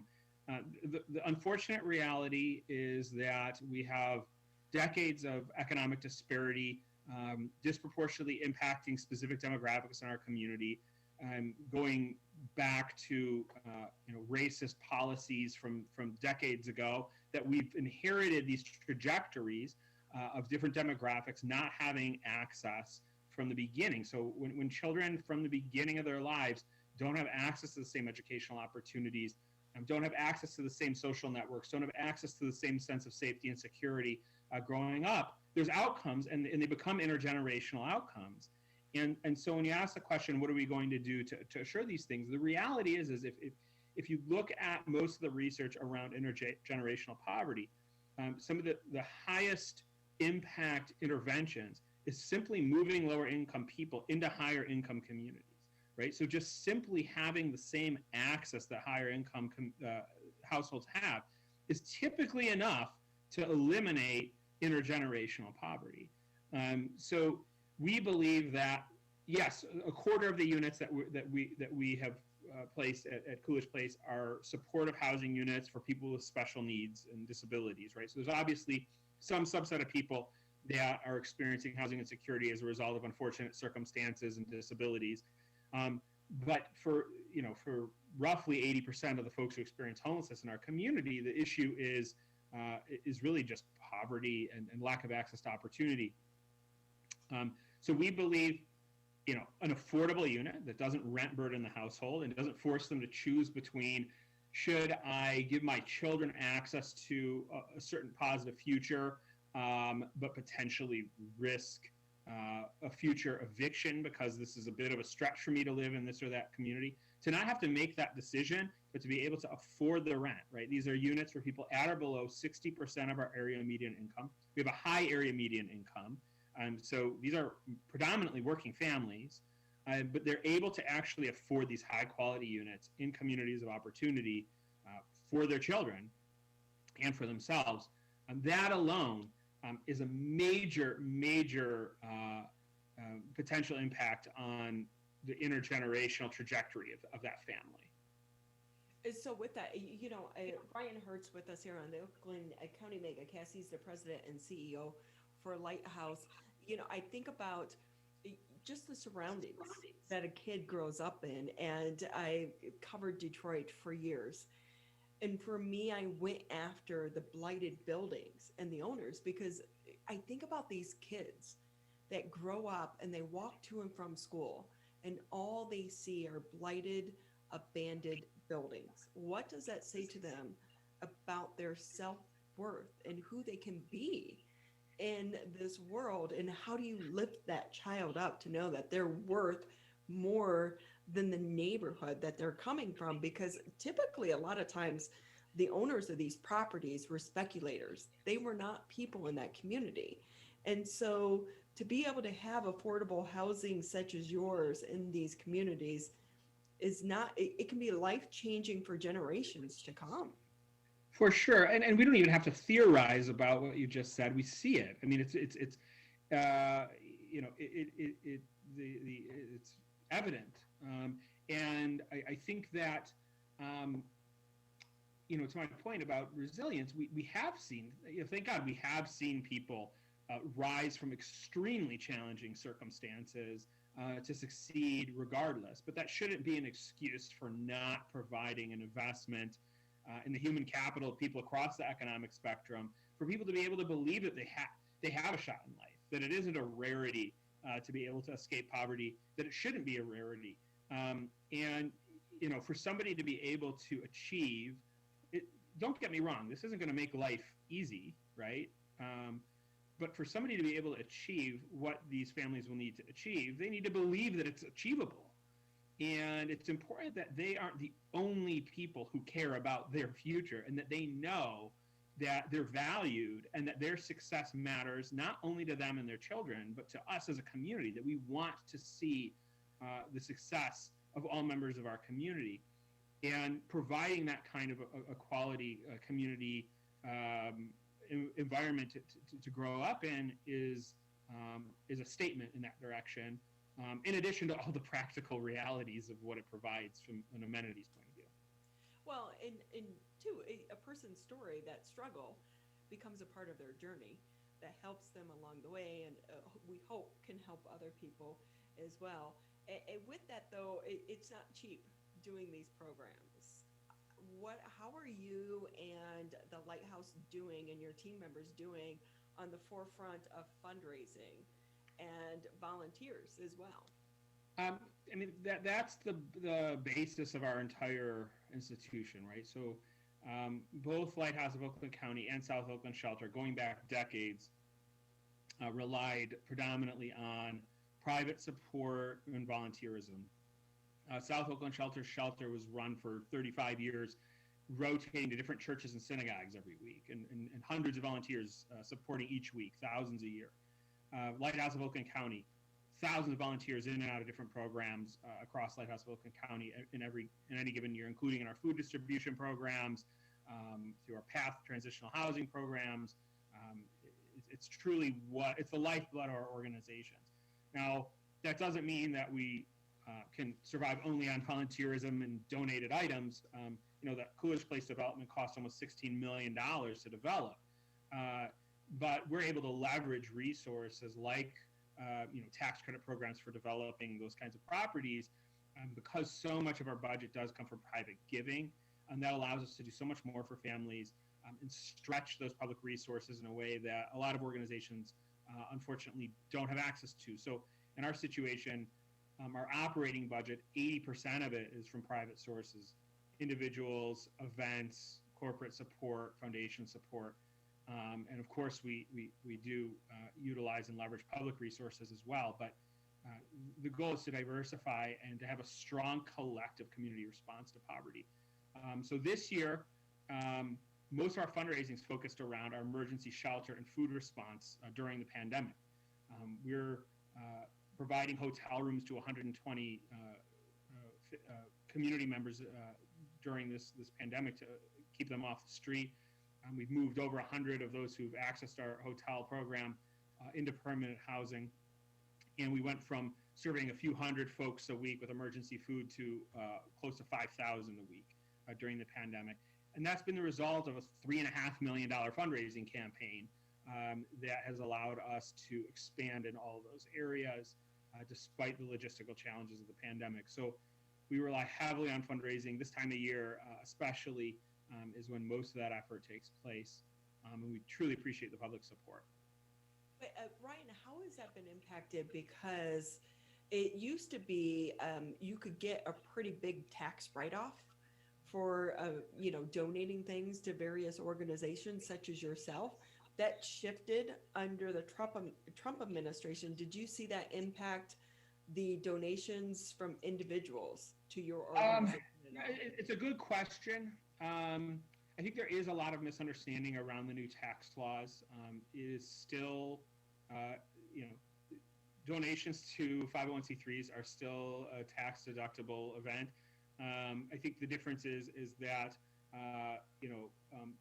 most people are taking the standard, not most people, more people are taking the standard deduction because the standard deduction is a higher threshold, right? So there are less households that will actually itemize and benefit directly from a donation.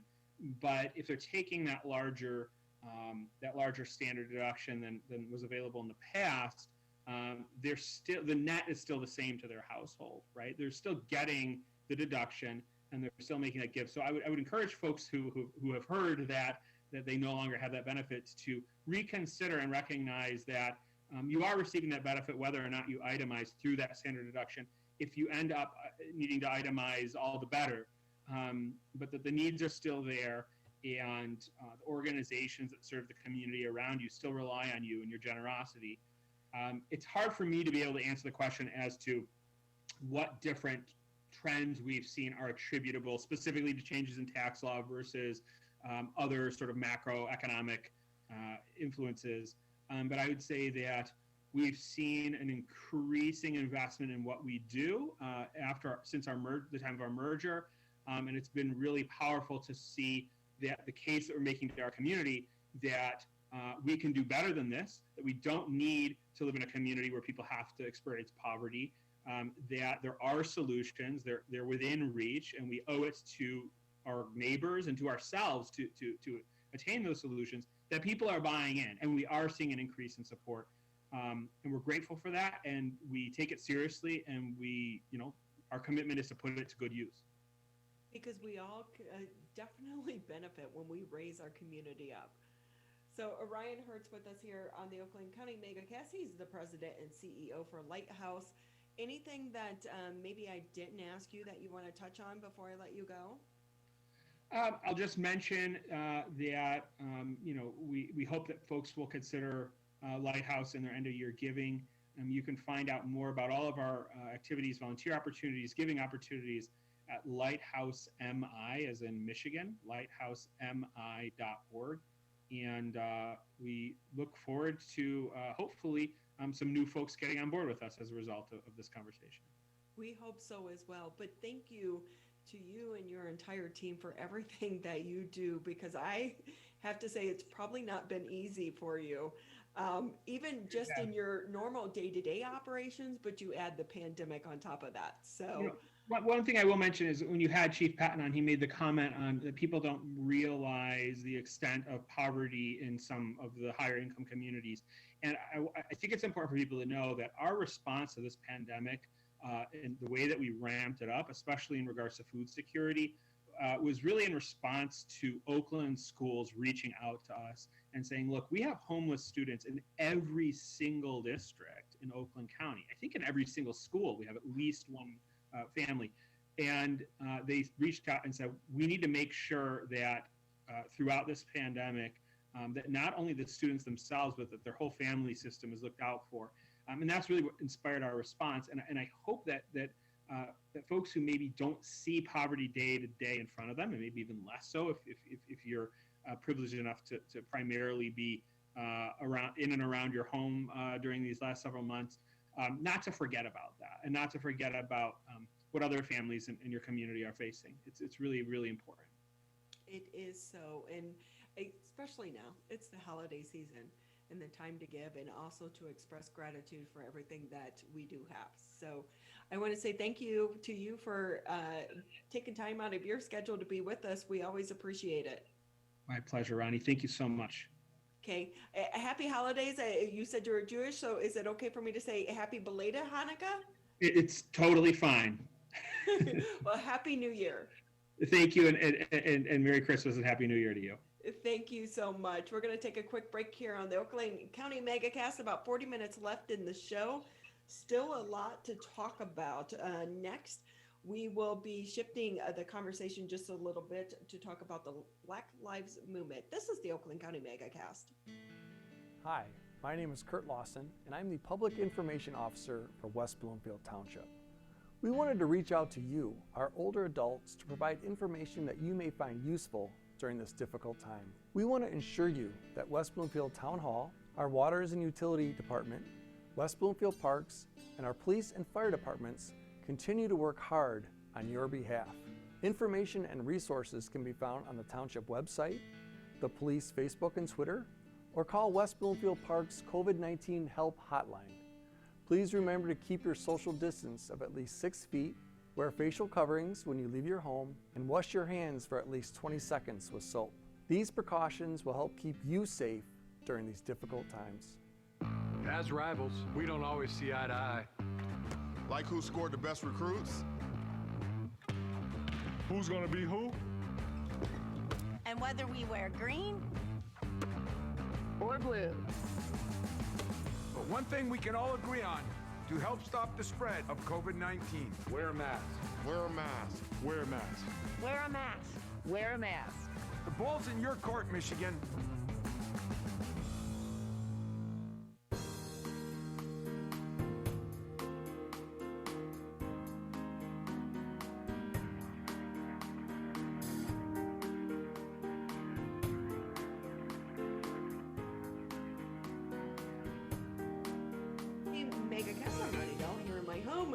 studio, home office, really. Tyler's back in West Bloomfield, holding down the fort back there, and we want to say thank you to everything that Tyler does. He does so much more than just get this programming on the air, but also, all the meetings throughout the community, as well as covering the sports and everything else. Tyler is the man that tries to make that happen, so we want to say thank you to him as well. With that, just a quick reminder, we want to let you know that we are here Monday through Friday, 10 a.m. until noon, except for starting Christmas Eve. We are going to be off until after the first of the year, taking a bit of a holiday hiatus. Then we'll put together a holiday show that will run in place of the Oakland County Megacast. So just keep that in the back of your mind. But still, we are here right now and continuing the great conversation with so many people that are newsmakers, decision makers, and influencers here in our area throughout this pandemic and beyond. And joining us now on the Oakland County Megacast, John Sloan III. He is the co-lead organizer for BLM Detroit, the Black Lives Matter Detroit. John, I loved our conversation the last time. It's great to have you back on today. Thank you, Ron. It's good to be back. So give us a little bit of an update, because I feel like we went through this firestorm and now things have calmed down. And I don't know if that's because of the election and the new president-elect, or are things just boiling behind the scenes again, waiting for another eruption that maybe we don't know about? Yeah, thank you for having me. I think protest goes in cycles like this, right? And for those of us that are activists and organizers 24/7, the work doesn't stop. And so I think the last time we talked about the benefit and the productivity that in the street, on the ground protests can have, and the type of momentum they can help build. So since the last time we spoke, we've really been kind of pushing the ball down the field on something we're calling the Detroiters' Bill of Rights. And we're working in conjunction with several other organizers in the city, along with two other city council members, Raquel Castaneda-Lopez and Pro Tem Mary Sheffield. And we've actually had some major successes, which we should be ready to announce hopefully very soon after the new year, in terms of getting certain rights enshrined in the Detroit City Charter. And so those protests over the summer created that leverage, created that energy that we needed to be able to put that political pressure on our legislators and help us get that ball moved down the field. So do you anticipate there is going to be another round of protests, or do you feel like due to the various people that are being elected into office, it's opening up the dialogue to try to come to some type of compromise and resolution to some of the issues that you and others have? Well, so I think it's important to define what we mean by protests, right? There are a lot of people out there. I heard your last guest speaking about children and families that are houseless and need food, right? There are a lot of individuals that, depending upon your station in life, depending upon where society has defined you to exist in this kind of social order and hierarchy, your existence is protest. And so there are a lot of individuals that take regular, everyday actions that could be defined as revolutionary. Whether or not there'll be another round of in the street protest actions similar to what we saw this past summer, I think largely depends on how our public officials respond to what it is that we're asking for. And in some senses, there are going to be compromises that are going to be available. In some senses, there aren't. I get invited on media shows like yours sometimes, and they say, we're going to invite somebody from the other side. And my question is always, well, what's the other side of human rights? I don't know what that other side is. What's the other side of equity? What's the other side of civil justice? And so I think in a lot of instances, the danger that could exist, right, is that by assuming that with President-elect Biden and Ms. Harris coming into office, that now everything's okay. That we're going to go back to this time where 8 and 10 years ago, where everybody was all right before Donald Trump came into office. Well, 8 to 10 years ago, Detroiters still didn't have equitable access to water. 8 to 10 years ago, you were still seeing gentrification and modern forms of redlining. 8 to 10 years ago, there was still massive disparity between what students might have in Troy or West Bloomfield to what students might have in Detroit in terms of educational access to resources. So 8 to 10 years ago was not an option for us. And I think the more protests that occur will be directly correlative to the action that our public servants do or don't take. So John, with that, can we talk a little bit about your thoughts on, there's a difference between a protest and destruction of property.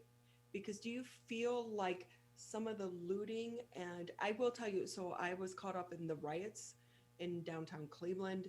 It was a very uncomfortable situation and feeling I've ever had in my life. And with that, I think of these businesses that employed minorities, that employed people that were trying to make their lives better, and their businesses were destroyed. So can you address the difference between a protest and the civil unrest that we saw?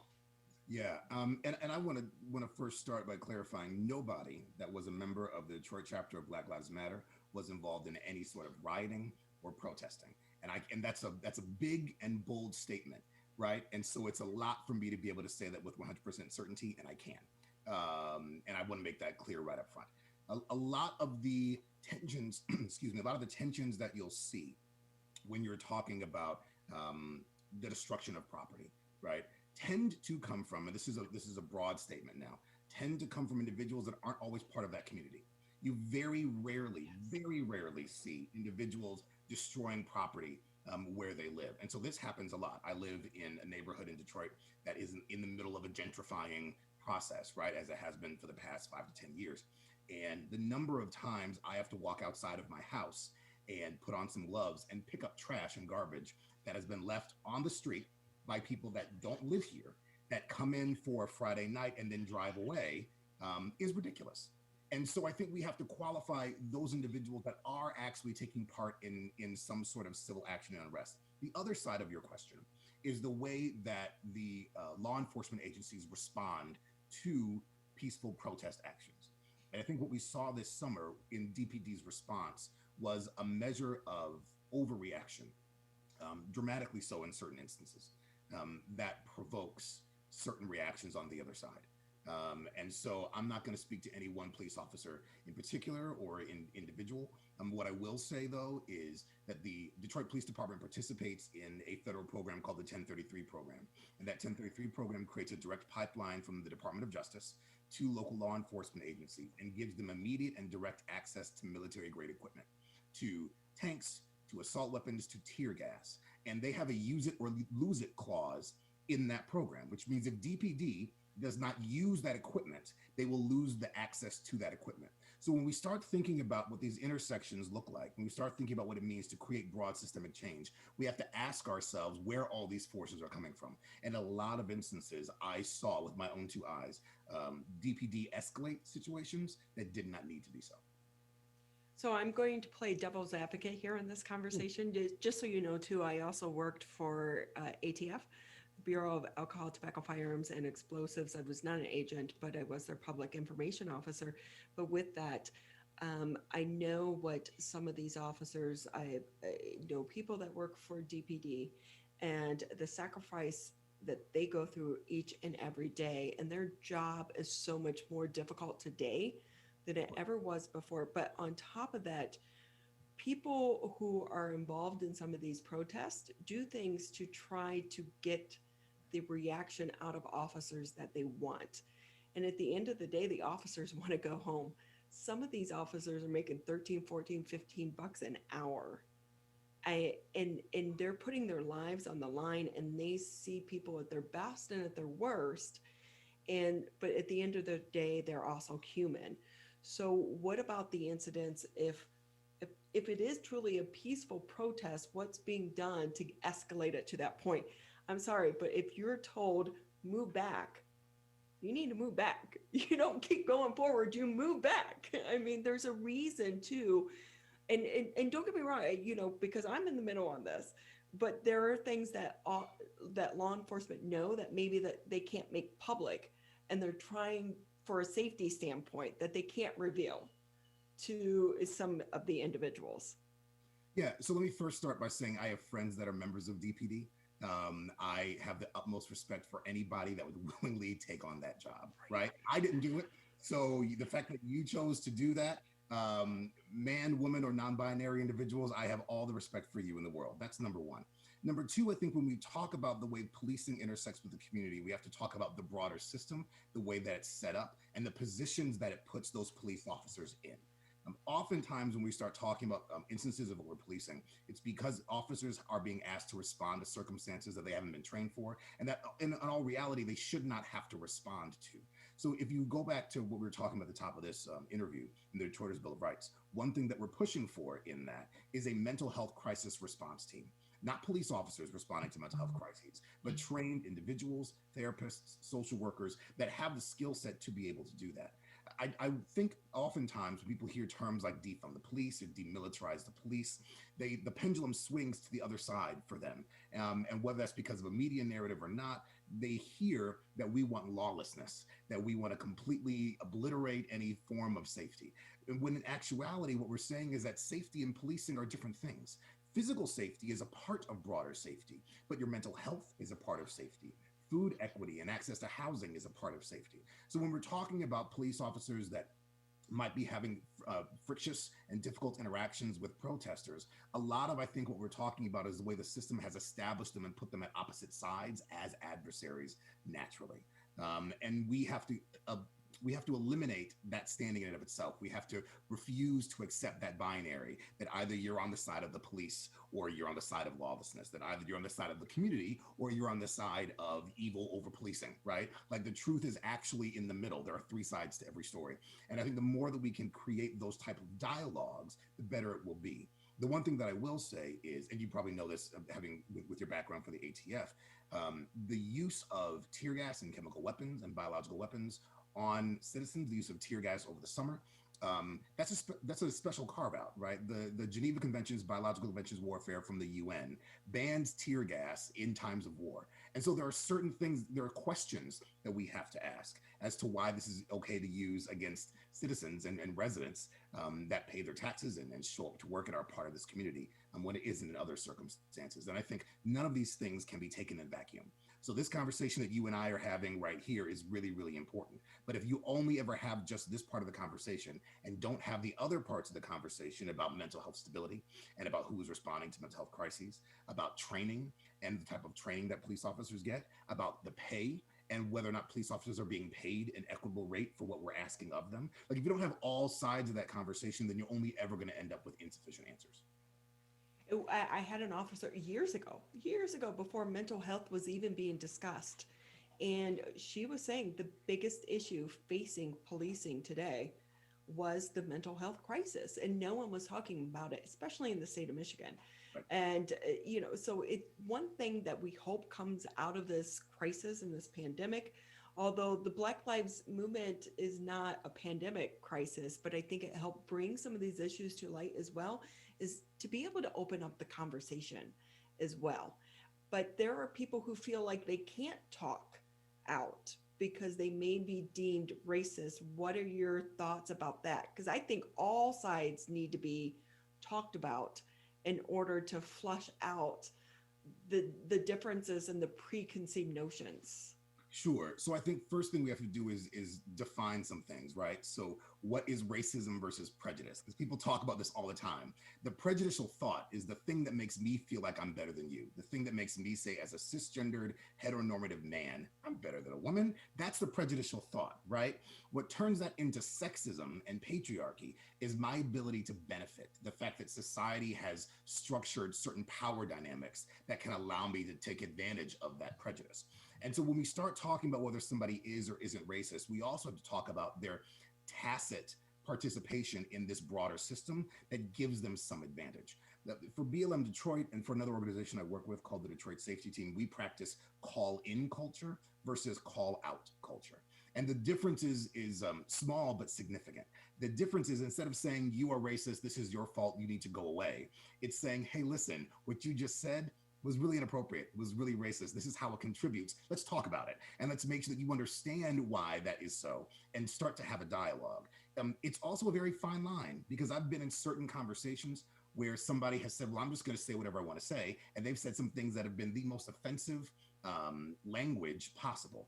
And the way to get around that is by taking the onus off of the victim. You would never ask an individual that had been sexually assaulted to teach their assaulter, right, why what they did was incorrect. And in that same context, the onus for correcting social injustice should not be put on the individuals that are being socially oppressed. So it's my job as a straight cisgendered man to get straight cisgendered men when they speak out of turn, when they put people down, when they try to assert that sort of gendered privilege. Those are my friends, those are my people, and I'm responsible because I share that identity for being able to take care of them, right? We should not ask individuals that are constantly being oppressed to carry that weight.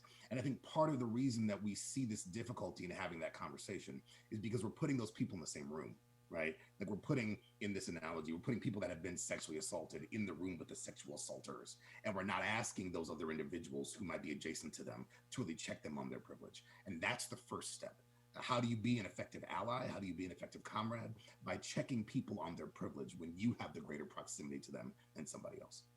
And it all starts with a conversation, because if people aren't aware, then they'll continue down that path. But it's when they are made aware, but they need, it starts with the conversation. It absolutely does. I've said plenty of times to friends of mine sitting at a bar somewhere, having a beer, having a drink, watching a game, that might make a comment to a female bartender. And I've said, well, wait, time out. That's not the way we should act. That's not the way we should behave. And I can have that conversation with them because they're a friend of mine. And that's how that conversation has to start, right? And I think the more that we ask of ourselves to have that conversation and put ourselves in potentially difficult or awkward situations with friends of ours, with family members of ours, right? Where it's a little bit easier than in the other circumstance. I know it's not always the easiest thing to do, but this type of social progress isn't easy. It's going to require that everybody is put into a difficult or awkward situation at some point.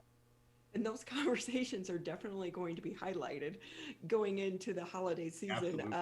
With that, John, I always love having you on the show because I learned so much talking to you. John Sloan III with us. He's the co-lead organizer of the Black Lives Movement Matter here in Detroit. With that, John, before I let you go, anything maybe I didn't touch on that you want to get out to the public before I let you go? Sure. So we're actually in the middle of a big push. A lot of people try to provide school supplies to youth at the beginning of the year and don't realize that can be an ongoing need for certain families depending upon their station and their access. So we're trying to provide 1,500 book bags to students across the city of Detroit coming in January. And so that's going to be book bags filled with school supplies, filled with PPE, and we need some support on that. So it's just $30 per child. And you can go to our website, you go to blmdetroit.com/donate. And if you can just help us out, that money is going to go directly to our ability to support youth and their access to educational resources. So, with that, I just want to say thank you for having me on. I appreciate coming here every single time, and I hope everybody has a happy holiday season. Well, thank you for sharing that with us, and it's great to have you on as well. We're going to take a quick break here on the Oakland County Megacast, just about 15 minutes left here in the show. And when we come back, the Chief Executive Officer for the JARC will be joining us on the show. This is the Oakland County Megacast. Michigan, we still need to stay careful because we don't want to go backwards, back to where we started. So keep standing 6 feet apart, keep wearing a mask in public, and if you have symptoms, talk to a healthcare provider about getting tested. To move forward, let's all do our part. So stay careful. Michigan.gov/coronavirus. Hi, I'm Dr. Faust, the Medical Director for the Oakland County Health Division. The most important thing you can do to prevent the spread of illness is to wash your hands thoroughly and often. Follow these 6 easy steps every time you wash your hands. Step 1, turn on the sink and wet your hands with warm water. Step 2, apply soap to your hands and lather between your fingers, under your nails, and the front and back of your hands and wrists. Step 3, wash your hands by scrubbing them together for at least 20 seconds. Step 4, rinse your hands with warm, clean water. And step 5, dry your hands with a clean cloth towel, a paper towel, or hot air blow dryer. If you're using a cloth towel, make sure to change it often. For handheld faucets, turn off the water using a paper towel instead of your bare hand. Step 6, if you're using a paper towel, throw it away. Practice healthy habits like washing your hands after coughing or sneezing into them to keep you and others healthy. Go to oakgov.com/health or call Nurse on Call at 1-800-848-5533 to learn more.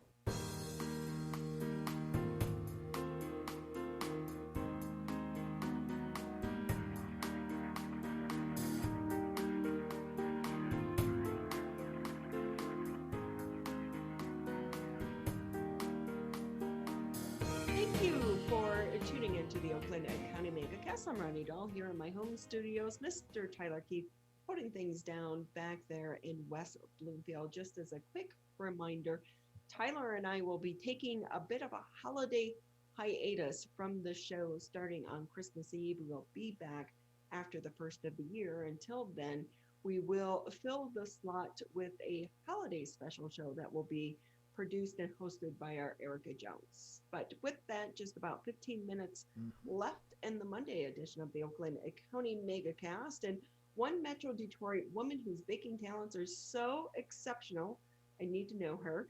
She was at one point moving forward for selection as a participant in the Great American Baking Show, is now using her talents to bring joy to people living with disabilities. Chandel Braunstein, she is the CEO of the JARC, a Metro Detroit nonprofit agency serving individuals with developmental disabilities in 80 locations here across Metro Detroit. Thank you for being with us. I apologize. I have not had any caffeine today. Oh, I understand. I feel like sometimes it's the only reason I get up in the morning is to get that first cup of coffee, but thanks for having me. You know how you try, like, today is the day I'm going to break my caffeine habit. Let me have water. No. I tried that circa 2014 is a New Year's resolution, and then I decided I was a much more pleasant person with coffee. Well, it's great to have you with us here on the show. It's great to be here. So tell us, you're living like two lives. Like you're a baking guru, but also, a great person who supports people in need in our community. And now you merged the two. Yes. So again, definitely interesting times we've been living through. Baking for me has always been a hobby, especially when I had all my kids at home. Again, it was a great way to get everyone together, gifts for friends, family, co-workers, something fun for meetings. And during this pandemic, one of the challenges that we had for the adults that we support is many of them have literally been homebound since March of 2020 because of their underlying health conditions, and the severe risk of COVID, again, for our population. And we immediately turned to what can we do to keep people engaged, even if they can't be out in the community? And through lots of trial and error, we determined that while it was wonderful in the beginning that we had concerts and speakers, that a lot of those things were passive. And we really needed something that could be more interactive, even though it was using technology. And I said to our outreach manager, Jessica, I said, why don't we try a challah baking class? And challah, just so you know, is a traditional Jewish bread that is served Friday night for Shabbat dinner. And prior to the pandemic, we would have lots of gatherings, especially for Shabbat dinner, where we'd be together and go through, with the blessing over the bread bringing in Shabbat. So we figured that might be, again, a nice thing to tie into what we used to have. And it turned into a hit, and we moved from challah baking to brownies to cookies. We did pizza. For Hanukkah last Sunday, we did jelly donuts. So again, something that, was a passion of mine really turned into a solution and something that's really brought joy to the people that we serve, because you're crafting, you're creating, and the joy we see on faces, especially when people are sending in photos of their finished products, it's this incredible sense of accomplishment for them and for me that, I'm doing something that I love, and I'm sharing it with people that I care for deeply as well. So are you just doing this, like putting out the tutorial and then they make it, or do you have a virtual class? I have a virtual class, so we're doing it live on Zoom. So I was telling everyone, it kind of makes me feel like a YouTube star now, right? I have my own baking channel. So we'll send out, again, the recipe ahead of time. We deliver ingredients to everyone who needs them. Thanks to Jessica, I'm not going to take credit for that. I have a fantastic team of support. When they say that it takes a village, it has taken a village to get us through this. And the people, who work for JARC in the homes, in our office, on all sides have just been fantastic. And then we have a set time. We all log on. We go through the recipe together. A number of our recipes have 2 parts, especially because we've been working with a lot of yeast dough. So we need time for it to proof. So we'll make our dough together, then we take a break, and then we come back together again for our bake. And then afterwards, generally what we do is we share photos with one another and taste testing. Very popular item as well. My husband actually has been thrilled because he is benefiting from being the only person in my home who can taste test. So he's had a great time partaking of our adventures. Well, except for the COVID-15, right? But with that, at least it's a little bit later in the pandemic, because in the beginning, remember, everyone was baking. You couldn't get yeast at all. Right. I know you couldn't. I was one of those people desperate at Costco. I done it right, grabbing a 25-pound bag of flour. So no, definitely, again, I hate to say that in so many ways this became our new normal. But yes, as things progressed and we found our footing, at least ingredients were more readily available. Absolutely. So going forward, a vaccine is here. It's really an indication that hope is on the horizon. Yes. But do you think this has really served so many people that maybe it's going to continue? So interestingly, right, lessons learned, and we try to take the silver lining from everything. That what we found is technology has some amazing uses. And again, not just through my baking class, but we've done a yoga class, again, virtual into all of our homes. We've done music concerts, we've had art classes, and hopefully, and I actually was telling my team that vaccine, the approval was announced over Hanukkah, and Hanukkah, celebrates the miracle of the oil. And I said, this is truly our Hanukkah miracle. It is, a light at the end of what's been a very dark tunnel for so many, but it's taking the lessons that this taught us in what our reach is. And there's absolutely no reason, again, even as we hope and plan to be able to see one another in person in the future, to not continue, again, these types of activities. For me especially, we're in multiple locations and we operate several group homes. And being able to, be out there and share my home with the people that we serve when I've been in their homes, it's added a depth to our relationship when people see me coming live from my kitchen and they're like, oh, is that your kitchen? I've had many compliments on my refrigerator. A lot of people say it's very nice, very shiny. So again, I think that it allows the people that we serve to see a different side of me too. When I'm in my sweats and my kind of grubby t-shirt with my hair up in a ponytail, live from my kitchen, I was able to go to their homes and now they can come to mine as well. So my hope is that we continue this. Absolutely. Did you feel like you had pressure though to make sure all the fingerprints were off of your refrigerator? Because I could see it's stainless steel. You know how it is? It drives me crazy when I look at my refrigerator. Well, right. Everyone has their vices. My husband, who's a wonderful human being, is very OCD neat. So he's always wiping everything down. So I never have to worry about it. So Shandell Bronstein with us. She's the Chief Executive Officer of the, I said JARC, is it? So we actually call it JARC. JARC. Yeah. Okay. I apologize to you. All good. But I do say the one thing that's great about the show is I learn something every day. And I thought that I've pretty much been in contact with just about every organization out there, but I've never had been with yours. So it's great to be introduced to you and what you do there as well. Can we talk a little bit about what the pandemic has meant to your organization and trying to reach people with disabilities and the challenges this has brought to them as well? Right, absolutely. So again, I think the biggest challenge is that often adults with developmental disabilities at best are a marginalized population. And, again, can be cut off from so much of our community. One of our competitive advantages, and there are lots of great organizations out there caring for this very special population, but something that we focused on is not just bringing our people into the community, but making them a part of community. And a lot of our people really crave structure and normalcy and predictability in their day.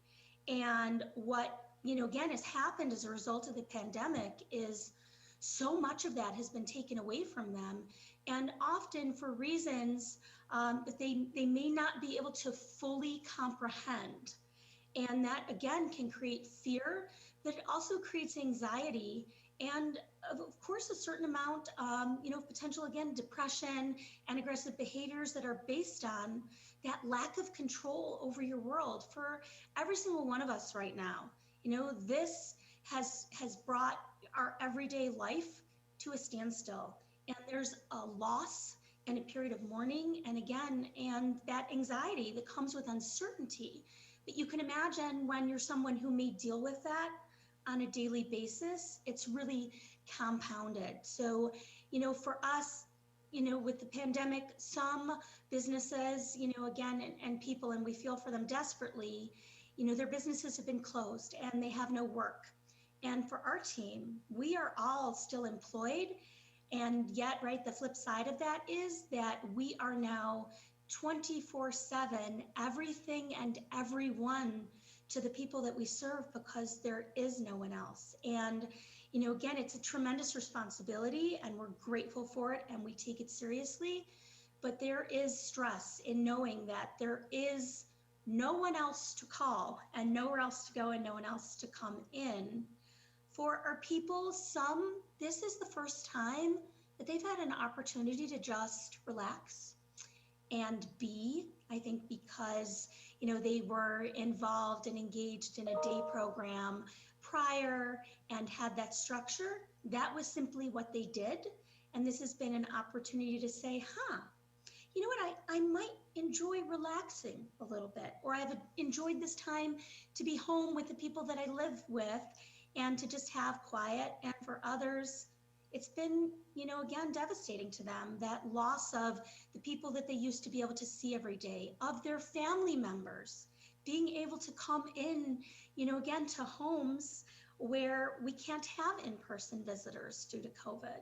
So it's really been, anything and everything, but our focus throughout this has been to say, we can't be where we were, but where can we be? And it doesn't necessarily have to be where we are. And again, integrating technology, whether it's for a class or for a visitor, to make sure that we're doing as much as we can to support people through this time.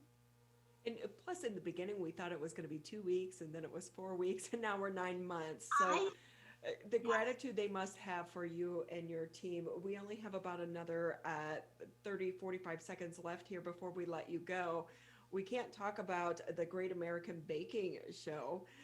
Give us quickly, what's your secret to baking? Because I made brownies last night. Nope. So I would say, and people say often, right, how can you be a good baker? I have an MBA, I'm a math person. Baking is the ultimate exercise in precision. If you do everything absolutely perfectly, it'll come out right. And if one little thing is off, it can be a disaster. So with baking, you actually can't experiment when it comes to your proportions. It's a science, and it's accepting the science and operating within it. What's your favorite thing to bake? So actually, my favorite thing to bake is challah bread, again, because there is ceremony and family that comes along with it. And there's so many variations, you can never get bored with it.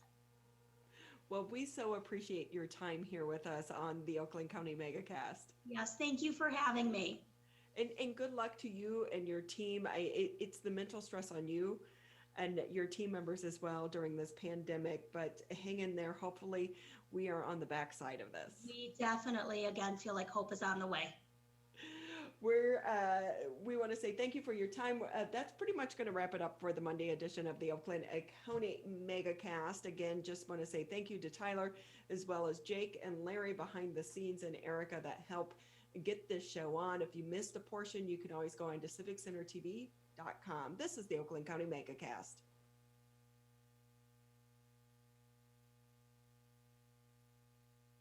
Keeping West Bloomfield connected during the coronavirus outbreak. This is 89.3 WBLD, Orchard Lake, West Bloomfield, Keego Harbor, Sylvan Lake, 89.3 Lakes FM. At 12 noon, it is time for Lunch with Larry. We go way back into the 60s with Jim Morrison and the Doors, one of my favorites from them. Love Her Madly on 89.3 Lakes FM and lakesfm.com.